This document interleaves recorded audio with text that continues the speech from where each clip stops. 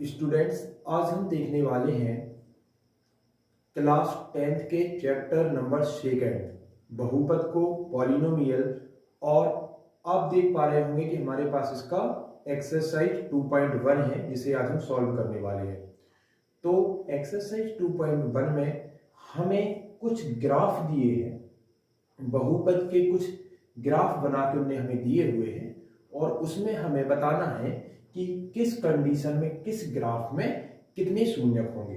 तो सबसे पहले हम समझते हैं कि बहुपद क्या कहलाता है। तो आज हमें सबसे पहले देखना है बहुपद क्या कहलाता है।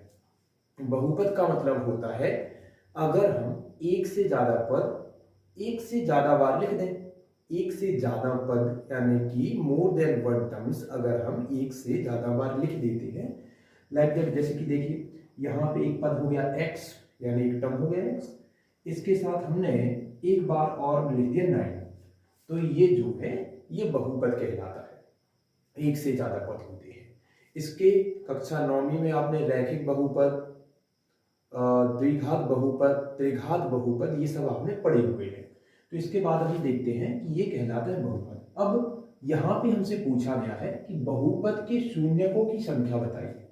तो इसके पहले हमें यह समझना होगा कि बहुपद के शून्य कहलाते क्या है। तो देखिए ये जो बहुपद है इसमें आप x की ऐसी कौन सी वैल्यू पुट करेंगे जिससे इस पूरे बहुपद का वैल्यू शून्य हो जाए। ये जो पूरा बहुपद है इसका वैल्यू शून्य हो जाए। x के प्लेस पे ऐसा कौन सा वैल्यू पुट करेंगे, तो आपने ये आंसर निकाल लिया होगा कि अगर x के प्लेस पे हम -9 पुट करते हैं तो -9 एंड ये +9 ये क्या हो जाएगा, 0 हो जाएगा। तो इस दिए गए बहुपद के लिए ये जो -9 है उसका शून्य कहलाएगा। मतलब कि x का ऐसा मान या चर का ऐसा मान, क्योंकि बहुपद आपको किसी भी चर के फॉर्म में हो सकता है, x के फॉर्म में भी हो सकता है, y के फॉर्म में भी हो सकता है और x y दोनों के फॉर्म में भी हो सकता है। तो x का या फिर चर का ऐसा मान जिसके लिए बहुपद का उत्तर शून्य हो जाता है उसे हम बहुपद का शून्यक कहते हैं। यहाँ पे एक बार फिर से ट्राई करिए। हमारे पास x - 6 एक बहुपद है। अब आप जल्दी से बताइए कि इसमें हम क्या पुटअप कर दें कि x की वैल्यू वह रखने से पूरा बहुपद शून्य हो जाए।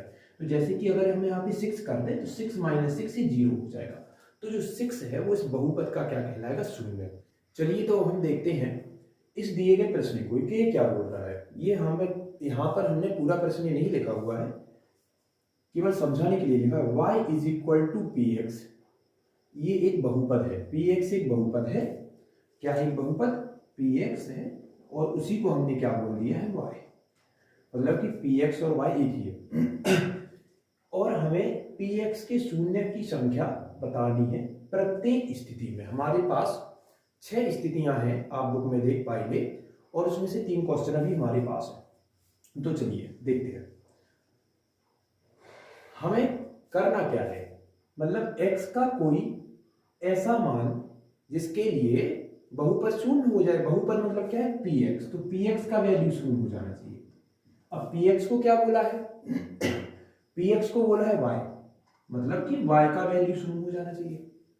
और यहाँ पे कुछ ग्राफ है, तो आप जानते होंगे कि अगर कोई रेखा x अक्ष से गुजरती है तो जहां पर वो x अक्ष को कट करती है उस वाले पॉइंट पर उसका y निर्देशांक शून्य हो जाता है। तो जैसे अपन इस पहले वाली ग्राफ में बात करें तो ये जो x एक्सिस है इसको ये वाली लाइन कट ही नहीं कर रही है। तो इस स्थिति में जिस बहुपद की ये लाइन है तो इसका कोई शून्यक नहीं होगा, कोई शून्यक नहीं होगा। क्यों नहीं होगा कोई शून्यक, क्योंकि ये जो लाइन है ये x अक्ष को क्रॉस कर ही नहीं रही है। उसके बाद देखो सेकेंड वाली कंडीशन में ये जो हमारा ये लाइन है, ये इसे हम रेखा तो नहीं बोल सकते, जो वक्राकार लाइन गई हुई है ये x अक्ष को एक बार क्रॉस करती है। मतलब कि इस बहुपद का जो शून्यक है वो कितना शून्यक होगा, एक शून्यक होगा, एक शून्यक होगा।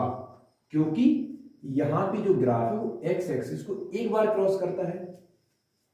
क्वेश्चन नंबर जो थर्ड है उसमें ये देखो ये जो लाइन है, ये जो ग्राफ है, ये एक्स अक्ष को 1 2 3 टाइम जो है क्रॉस करता है। तो यहां पे इसके कितने शून्यक होंगे? 3 शून्यक होंगे, 3 शून्यक होंगे। तो अब इस हिसाब से आप अपने आगे के 3 प्रश्न लगाइए कि उनके शून्यक कितने होंगे। बहुत आसान है, अच्छे से देखिए कि जो अपने वहां पे ग्राफ बना है वो एक्स एक्सिस को कितने टाइम काटता है, जितने टाइम काटता है उसके उतने शून्यक होंगे। बहुत आसान है। और मुझे आशा है कि आप ये भी सीख गए हो कि शून्यक क्या कहलाता है। तो बहुपद के लिए x या फिर जिस भी चर के रूप में बहुपद है तो उसका ऐसा मान जिसके लिए बहुपद शून्य हो जाए उसे शून्यक कहते हैं। चलिए एक और इंपॉर्टेंट बात, किसी बहुपद के क्या एक से ज्यादा शून्यक हो सकते हैं? तो बिल्कुल हो सकते हैं। क्या किसी बहुपद के कोई शून्यक नहीं हो सकते? हाँ, अगर ऐसे भी कई बहुपद होते हैं जिनका कोई उत्तर ही नहीं निकलता, उसके कोई भी शून्यक मतलब शून्य हो ही नहीं सकता, इसका केवल एक शून्यक होगा, इसके लिए 3 शून्यक तो एक से ज्यादा। तो इसके लिए मैं आपको बताता हूँ, अगर हमारे पास कोई बहुपद है जैसे x + 9 है, ये रैखिक बहुपद कहलाता है। क्यों कहलाता है? क्योंकि चर के ऊपर 1 की घात है। तो अगर कोई रैखिक बहुपद है तो उसका एक शून्यक बस होता है।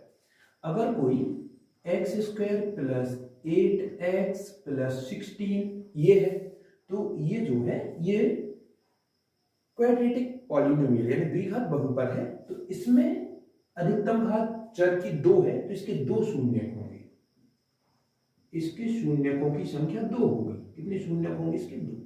अगर कोई त्रिघात बहुपद होता है तो उसके 3 शून्यक होंगे। अगर कोई चतुर्घात बहुपद होता है तो उसके 4 शून्यक होंगे। तो अब इसके बाद मिलते हैं एक्सरसाइज 2.2 के साथ।